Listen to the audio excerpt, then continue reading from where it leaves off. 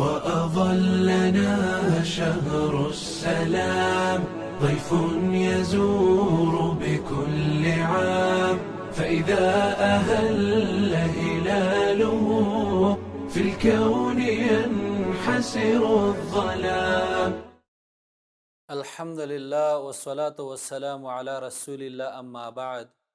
محترم اوریدونکو، قرآن کریم د الله رب العالمین کلام دی او زموږ او ستاسو لپاره د دنیا او د آخرت د کامیابی ذریعہ ده. زموږ او ستاسو ټول ژوند دا په قرآن کریم کې دی. قرآن کریم ته وخت ورکول پکار دي او خصوصا د روزې په میاشت کې چې قرآن کریم سره تعلق ډیر زیات په هر یو وخت کې او په ټول کال کې او دارنګه په ټول ژوند کې قرآن کریم ته وخت ورکول دا ضروری دي. دا زموږ د هدایت کتاب دی، لیکن خصوصا په رمضان کې الله رب العالمین دا قرآن کریم په رمضان کې نازل کړي. الله فرمایي شهر رمضان الذي انزل فيه القرآن هدى للناس وبينات من الهدى والفرقان. میش د رمضان هغه ده چې نازل شوی دی په دې کې قرآن هدایت دی د خلکو دپاره او ښکاره دلایل دي د هدایت. نو الله رب العالمین قرآن کریم دا په رمضان کې نازل کړی دی. رسول الله صلی الله علیه وسلم فرمایي چې غوره په تاسو کې هغه څوک دی چې قرآن زده کړي او بل ته یې وښیي. محترم، قرآن کریم زده کول پکار دي، په خپله پې عمل پکار دی، دارنګې بل ته ښودل پکار دي. دا قرآن کریم دی چې دا بیا ستا لپاره سپارش کوي. که چېرته موږ دې قرآن کریم ته وخت ورکړو، دا قرآن کریم موږ یاد کړو، په دې باندې عمل وکړو، نو دا زموږ ستاسو دپاره خیر دی.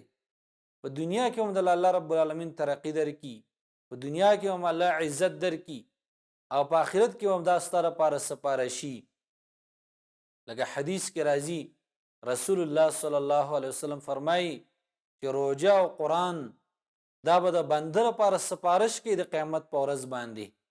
روژه به وایي چې الله دا ما منع کړی و د خوراک نه، د څښاک نه مې منع کړی و او د شهواتو نه مې منع کړی و، یا الله زما سپارش قبول کړه د دې په حق کې. او دارنګې قرآن کریم هم دغه شان سپارش کوي چې یا الله دا ما منع کړی و د خوب نه په شپه کې، زما سپارش قبول کړه د ده په حق کې. نو الله رب العالمین به سپارش قبول کړي. نو ګوره قرآن کریم دا به سپارش کوي. او حدیث کې راځي رسول الله صلی الله علیه وسلم فرمایي اقرأوا القرآن فإنه يأتي يوم القیامة شفیعا لاصحابه.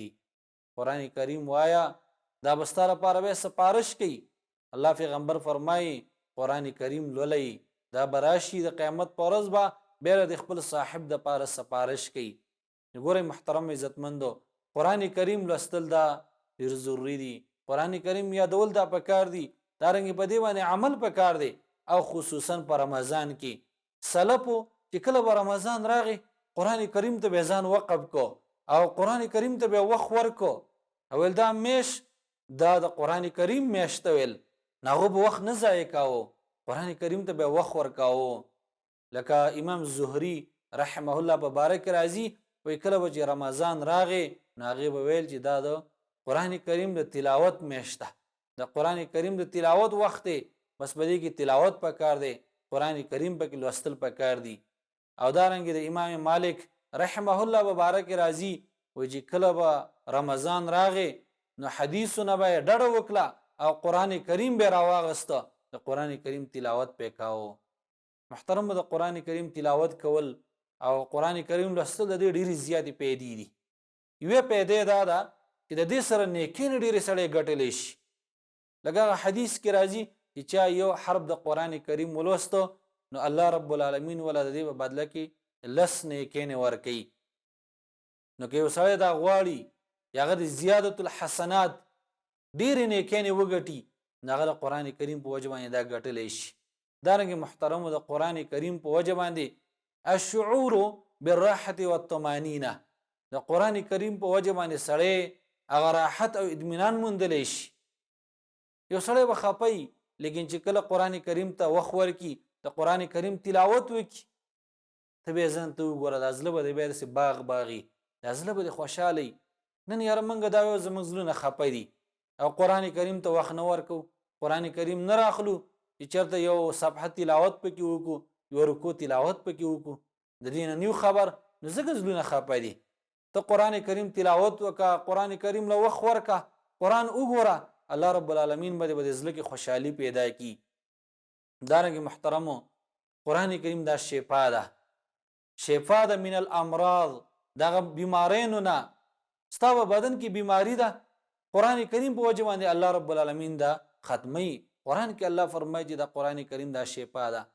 دارنګې بله پیدا د قرآن کریم دا ده چې د دې په وجه باندې الله رب العالمین سړي ته عزت ورکړي، عزت ورته ورکوي، ترقي ورته ورکوي، اوچتۍ مرتبه ورته ورکوي، د ذلت نه الله رب العالمین ساتي. دارنګې محترمو بله پیدا د قرآن کریم دا ده چې په قبر کې به د قرآن والا ته رڼا وي، الله رب العالمین ورته رڼا ورکوي. دا قرآن به ورته هلته یو بلې پي، یو لایټ پي، ورته رڼا به ورته کېږي د دې په وجه باندې، ځکه قرآن کریم دا نور دی، دا رڼا ده. دارنګې محترمو قرآن کریم بله پیدا دا ده چې د قیامت په ورځ باندې دا سپارش کوي، لکه مخکې چې په حدیث کې تیر شو. نو غرض دار محترمو قرآن کریم ته وخت ورکول پکار دي. او دارنګې د قرآن کریم سره دا درې طریقو باندې قرآن کریم زده کوه. د قرآن کریم تلاوت ډېر کوه، الاکثار من التلاوه، ډېر تلاوت کوه، قرآن ته وخت ورکوه، د دې تلاوت کوه، ځکه تلاوت کې هم ډېر اجر دی. یو حرف چې الله رب العالمین ورته 10 نیکۍ درکوي. دارنګې محترمه په قرآن کریم کې تأمل او تدبر او د دې تفسیر کتل، قرآن کریم دا په ترجمه باندې ووایه، وخت وله ورکه. او نن سبا خو د قرآن کریم تفاسیر شته دی، خو حق پرستو علماو د قرآن کریم هغه تفسیرونه لیکلي دي، ښه په اردو کې هم شته دی، په انګلیش کې هم شته دی، په هر زبان کې شته. دا قرآن کریم ګوره، د دې تفسیر زده که. او دارنګې خصوصا په روژه کې علما، حق پرست علما د قرآن کریم تفسیر بیانوي، دې ته کښېنه، دا اوره، په دې قرآن کریم کې تدبر کوه. یو آیات ته راواخله او ته پکې وګوره چې الله رب العالمین ماته څه ویلي، څونه خوند به تعالی درکوي او څونه لذت په دې کې پکې دی. دارنګې محترم د قرآن کریم حفظ کوه، او که چا حفظ کړی د هغې مراجعه دې کوي، او که چا نه یې کړی کوشش دې وکړي د واړه واړه صورتونه دې یاد کړي. ته یو آیات یاد کړه، په هفته کې یو آیات یادوه، دا ستا لپاره خیر دی. په میاشت کې یو آیات یادوه، دا ستا لپاره خیر دی، خو وخت مه ضایع کوه.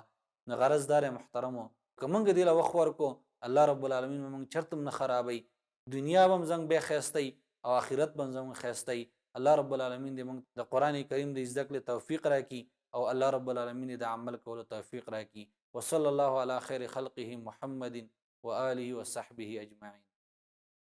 وأظلنا شهر السلام ضيف يزور بكل عام، فإذا أهل هلاله في الكون ينحسر الظلام، في الكون ينحسر الظلام، ونفوسنا